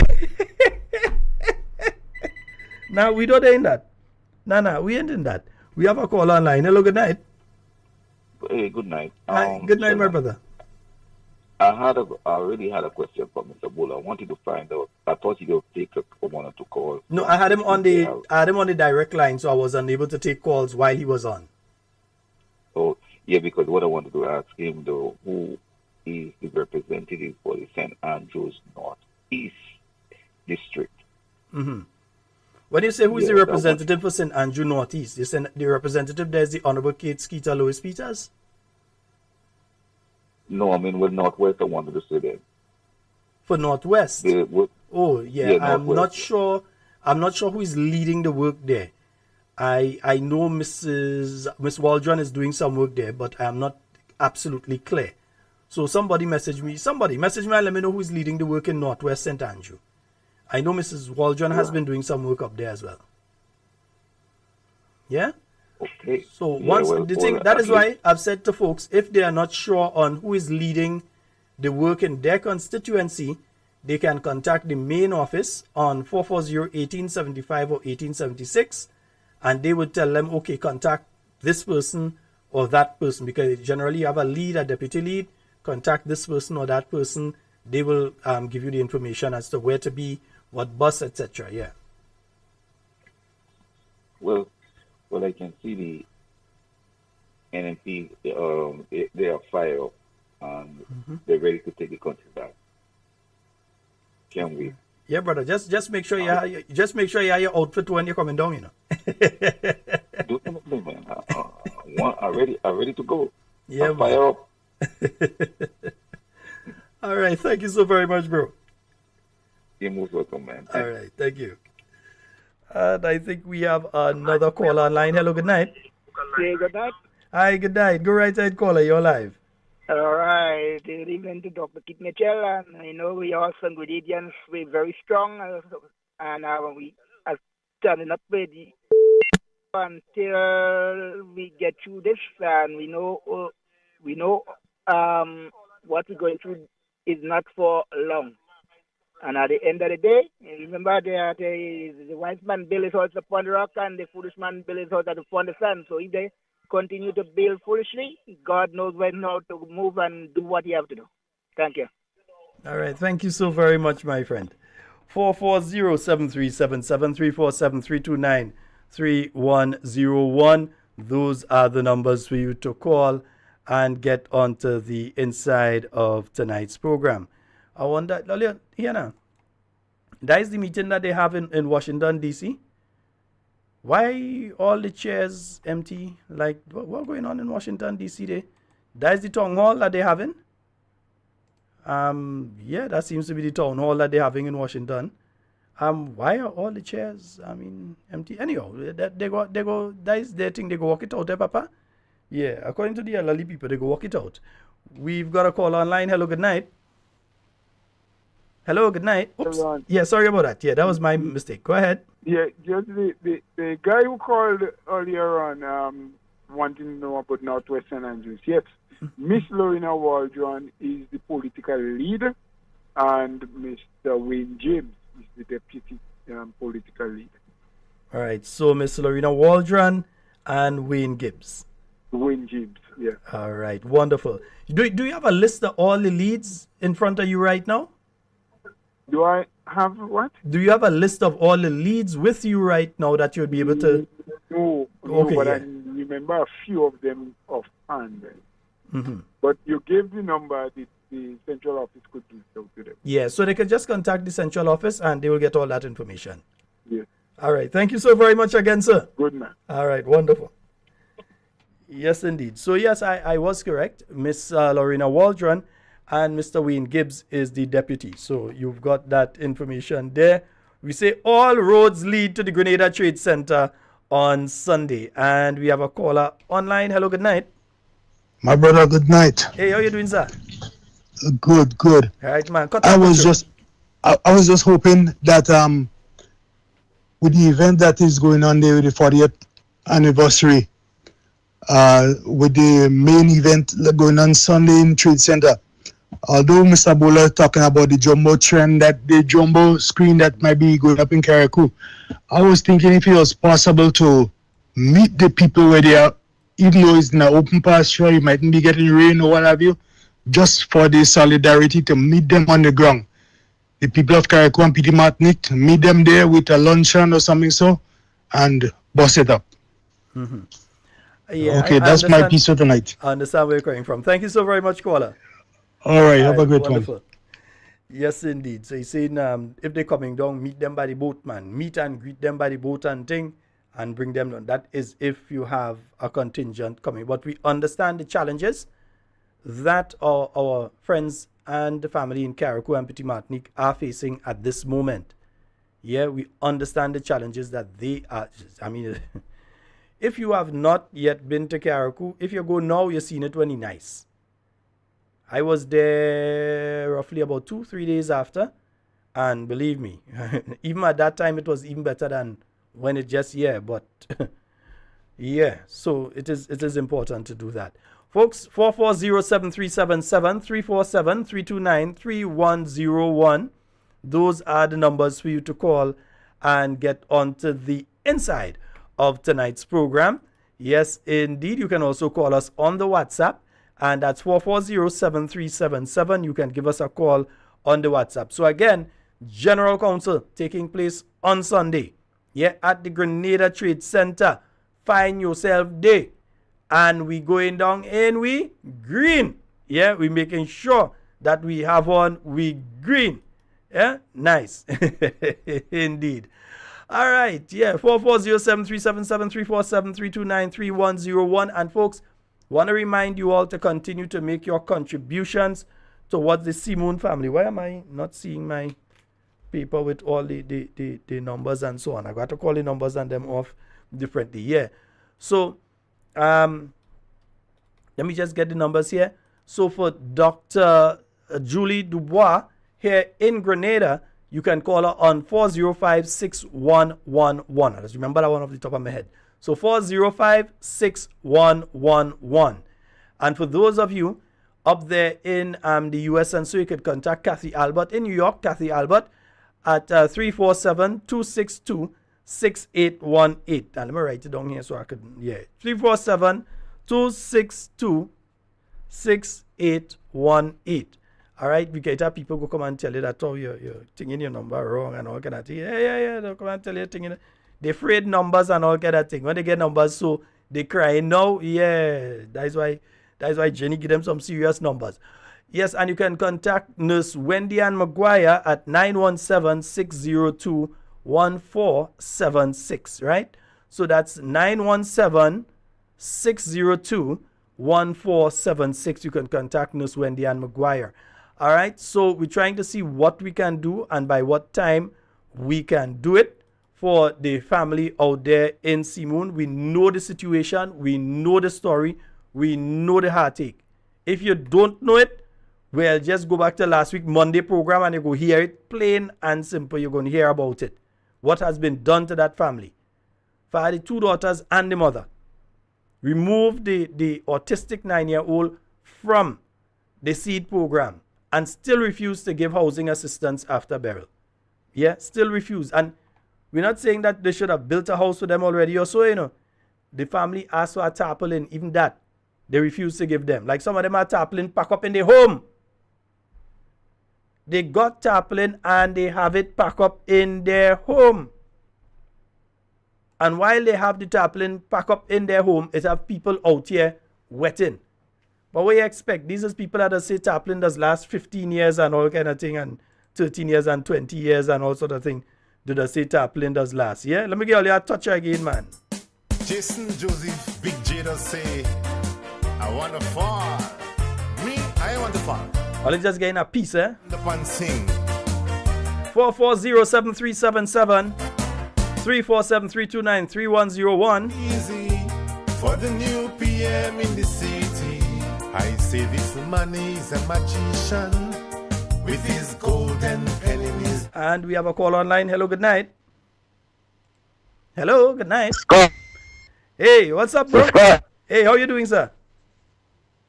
All right. Yes, man. Cut and go through. You're right there.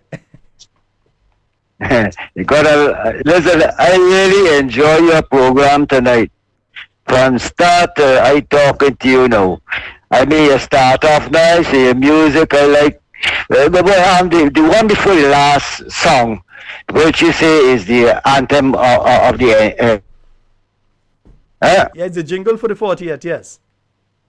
Right. That tune was produced and engineered in Grenada. Yeah. All of Or this you're is not done, too sure? No, all of this is done in Grenada. Yeah. All the NLP music is done here in Grenada.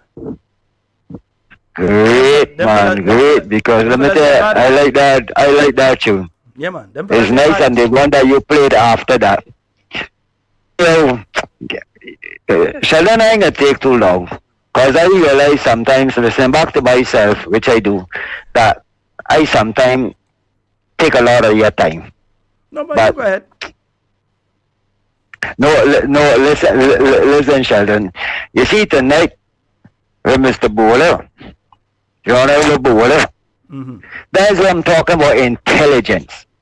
Of the differences between chalk and cheese. We been to school, young people going to school now.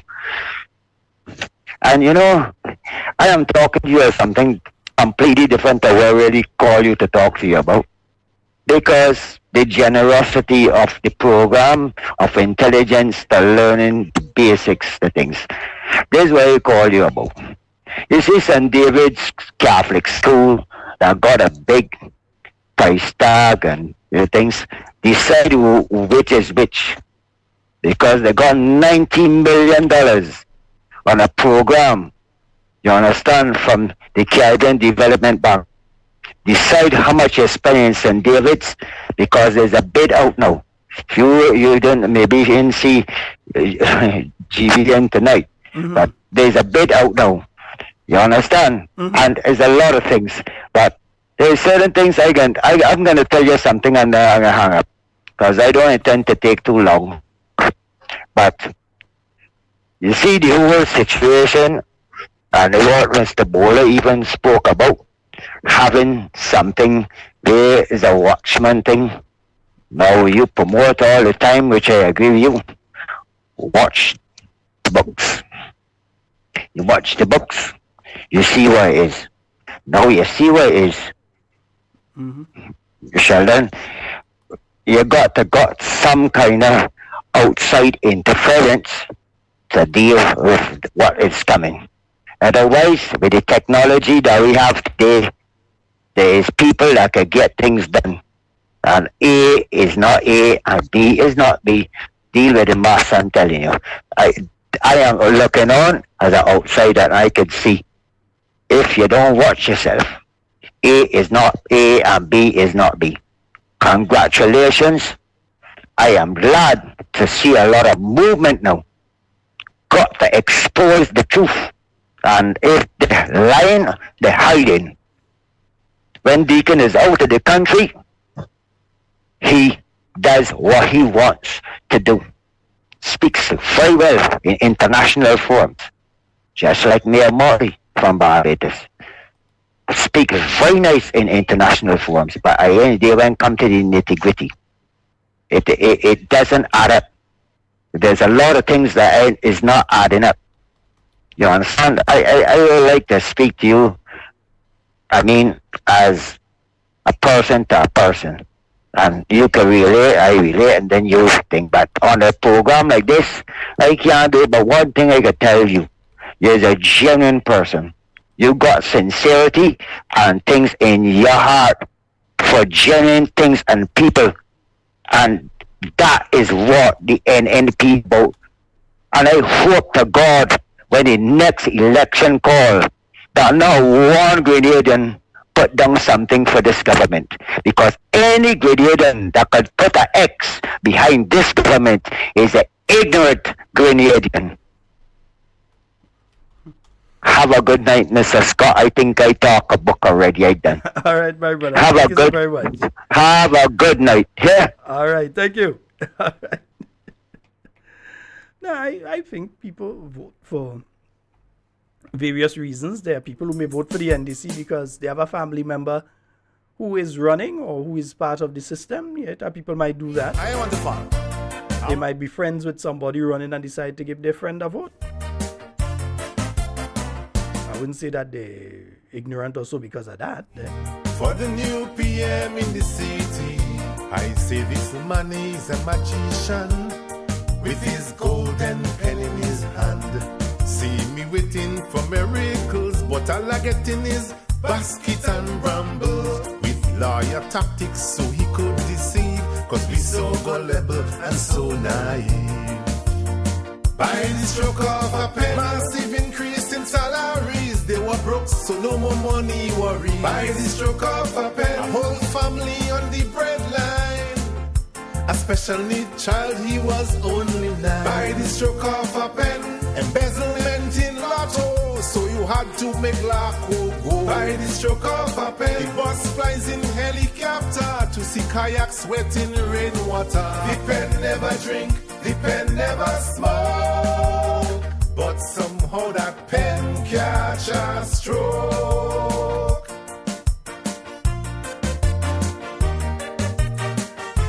Yes, indeed. Learn that one, eh? Nice. Making sure you all know the ones to learn, eh? I say this man can be serious. Like and folks, the phone lines are open 440-7377-347-329-3101. The phone lines are open. I say this man can be serious. Like he out to puppy show us. Running our country is no game. It's not about likes and fame. You promise sun, wind and rain. What or not, you won't promise again. And in the same breath, you're changing your mind. No paper to be signed.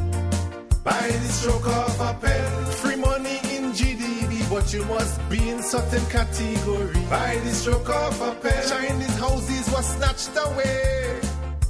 70,000 they cannot pay. By the stroke of a pen, we planting only black pepper, forget coconut, nutmeg and banana. By the stroke of a pen, make me an ambassador to Dubai, China or Russia. What happened to the damn pen? I don't know.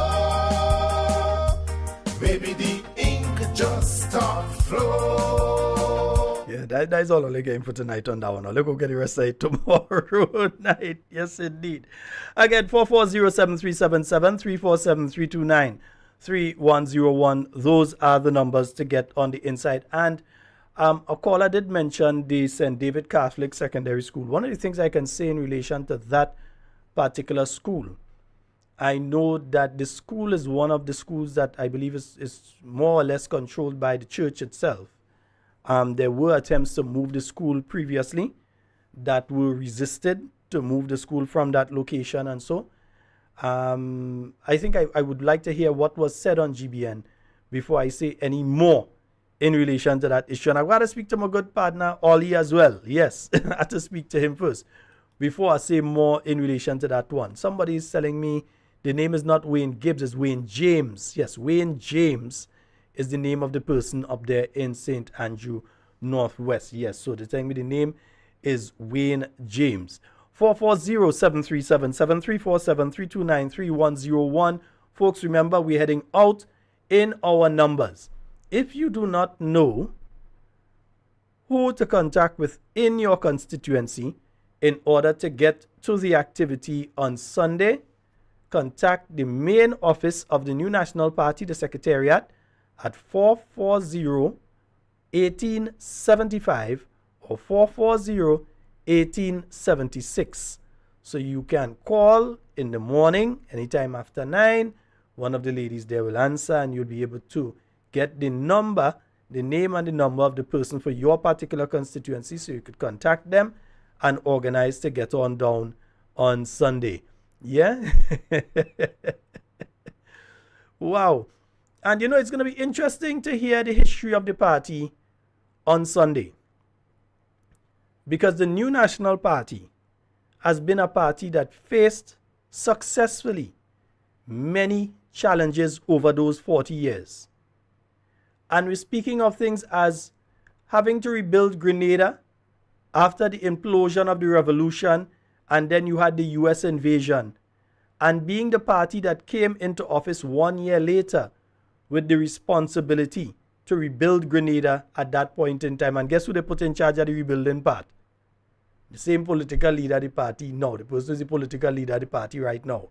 He was the Minister of Works.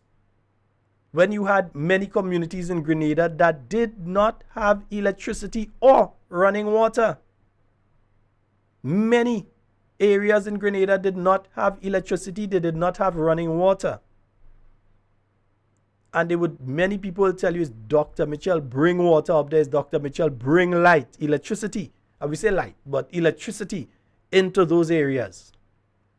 The many storms, you had Tropical Storm Lily, you had Tropical Storm Lenny, wrong way Lenny, with the storm surge. You had Hurricane Ivan, you had Hurricane Emily. You had all of these challenges that Grenada faced. And the new National Party was in place and was the one that had to deal with these issues even after. And many people tend to forget this. In 2001, September of 2001, when those 2 aircraft flew into the World Trade Center, it affected in a significant way the world economy. And that trickled down to the smaller islands as well. Because number one, it changed the way that people travel. So if you had X amount of people coming to your country, people was afraid to take planes for a while. And then they put in so much stringent measures, it was pushing people away from taking planes. Remember before, you could have traveled with your bottle of alcohol and your how much bottle thing, and you go on your way and so on. Now you're restricted. And then the strength of what you could carry is restricted. And you can't even go with a bottle of water. They didn't want you with that. So there were so many restrictions and so that were put in place. And remember, tourism being important to Caribbean countries. They were negatively affected. But Grenada and the new National Party was able to guide Grenada through those rough times after the events of September 11, 2001. It was a Keith Mitchell-led administration that was able to guide Grenada through those turbulent economic times. I think many people remember Ivan. Some people don't remember Ivan, and then you have the revisionists. And I say revisionists because you have people like the Attorney General. You have people like the MP for St. John. These people are what you call revisionists. Because you have what people know for a fact is the history. And they've decided to create alternative facts and revise what the truth is. Yeah? So they have decided that they are going to revise. So then they come with the nonsensical talk about people being out on a battleship. Again, ask my good friend Nimrod Olivier, who was a Navy man. So he used to be on battleship or corvettes or whichever one, because I don't think they had battleships again. It's corvette and them thing. But which military officer is going to know it have a hurricane coming here and park up a battleship here? They'll be fired and they'll be court-martialed. They'll be thrown in the brig. They're going to jail. Their responsibility is to make sure that they're out of the zone of impact of a hurricane and out far enough they could come in afterwards, but they have to be out of the zone of impact. So only a dunce, so we know what the Attorney General is, only a dunce would go out there and repeat a statement like Dr. Mitchell listed on a battleship. I personally spoke to one of the security officers that was with him when he was in Happy Hill throughout the hurricane. There are people in Happy Hill who can verify that the man was there in Happy Hill. But even though, and I'm just saying this in the context of, there are people who are trying to revise history. They are creating alternative facts. And they are revisionists. So they come, they say the new National Party never did anything for young people. So they're trying to make you forget that within the first 4 months or so, NNP already had 2,000 young people under a youth program. Just a couple weeks ago, they were able to bring in 400 young men under a new National Party program. A program, the Empower program, that was created by the new National Party. And the Honorable Kate Skeeter Lewis Peters can tell you that that program has been taken up by Trinidad, and other countries are asking of how to implement a similar program to address the issues with young men in communities. But this was developed put in place by the New National Party. So I'm hoping that on Sunday, a lot of information about the achievements, because we can't be hiding we achievements. And I think some of us, as supporters of the New National Party, sometimes like we are afraid to talk about our achievements. This administration would not have gotten into office and meet a full treasury if the NNP, the Minister of Finance at the time, was a gentleman by the name of the Honorable Gregory Bowen. If he was not doing an excellent job, you feel that they come in and meet a full treasury? Did they come in and meet an empty treasury, isn't it? But they came in and they meant a full treasury. And that was due to the astute management of the New National Party administration. They go in, we know this administration go in, and we just saying to them, just make sure all you leave more inside there than all you meet, and don't leave it empty. Because all you have to leave it, all you have to go and leave it. After the end of the next election, you all have to go and leave it. So just make sure it have enough inside there, because NNP has a lot of stuff to do in a short period of time. For the young people of this country, you've heard no groups of young people being called into any program outside of the 400 they just, and we had to shame them and embarrass them into calling in the young people in that. I see them talking about the youth parliament now and the fact that they're going to have elections for the youth parliament. That was a concept that was put in place under the New National Party.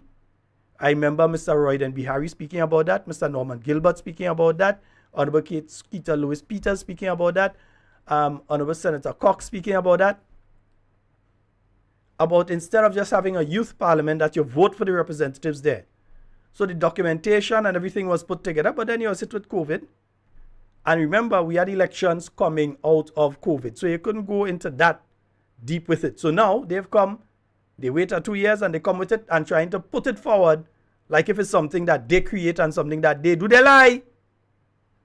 And they must tell me that I lie. Let me start to go and pull the videos from the post-cabinet press briefing where these things were being spoken about, like the youth parliament and so on. This government is void of ideas. The only idea they seem to have is fill their pocket and victimize people. Nothing to build Grenada. The only idea they have, remember one of them said you don't have no original ideas. They came in without a plan. They came in without a direction. They came in without specific policies in relation to various areas. And Grenadians have had to wait, going into year 3 now, with them trying to find their way, floundering around, trying to find their way.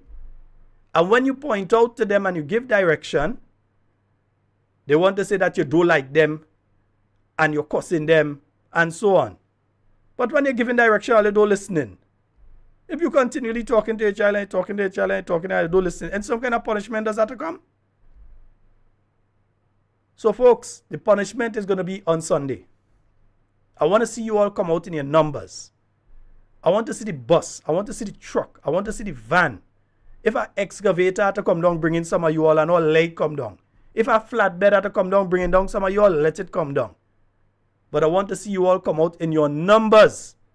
In your green. Do not be afraid and ashamed to wear your party colors. The Public Service Commission cannot do you anything. Let me just warn those of you working in the public service. The Public Service Commission cannot do you anything if you wear a green t-shirt and go to an NNP rally or an NNP meeting. If you wear the t-shirt with the symbol of the house, they might be able to hold you there.